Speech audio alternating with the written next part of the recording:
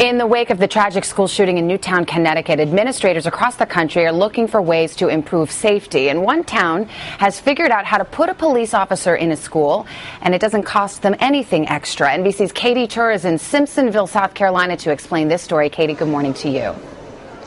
Good morning, Savannah. Plain Elementary put a lot of new measures in place after the tragedy at Sandy Hook, including a new lockdown system. But it's how they've managed to have a local police officer here every single day without any cost to the taxpayer that they're hoping could be a model for the rest of the country. You're awesome. You guys are awesome. You're awesome. Call him a local celebrity. The big guy on campus sending a big message. He's protecting the school and keeping us safe. What's up, guys? A full-time police officer, Justin Chandler, doesn't just patrol the halls here at Plain Elementary on occasion. He's here every day. Sure. Earlier this year, he came up with the idea to do his office work here instead of the police station. All I needed from the school was a desk and Wi-Fi. And they have desks at the school. Exactly. So we said it's a no-brainer.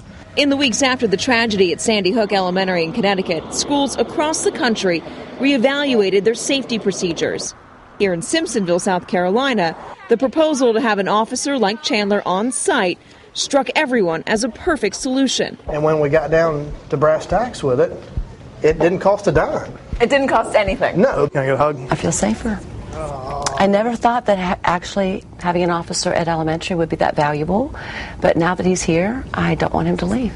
Schools in Jordan, Minnesota are doing the same, calling it a proactive solution. We're hoping that this is a deterrent and that it will help build a community and that it will help kids understand that police officers are helpful and are there to help us. We love our office. At Plain Elementary, school officials talked with parents and teachers about the potential concerns over having an armed police officer walking the halls. So far, the reaction, though, has been positive. The children will know he's here for their safety. He's made us feel safe, especially what happened over in Connecticut. I'd rather be here and not be needed than be needed and not be here. A small solution, easing big anxieties. Justin, this is clearly not a job for you. You're just doing this because you're having fun here. Yeah, well, if you don't have fun in what you do, what's the point in doing it? Now, while having an armed police officer is working here in South Carolina, in upstate New York, an armed police resource officer accidentally discharged his gun in a school hallway. Nobody was around and nobody was injured in that situation, but now a lot of people are wondering why he needed to be there in the first place. Guys? Well, Katie Tur with the story of what's working in one town. Thank you. And we asked you to weigh in on today.com. We asked the question, do you want to see police officers in your community schools? Right now, 69% of you said yes, 31% no.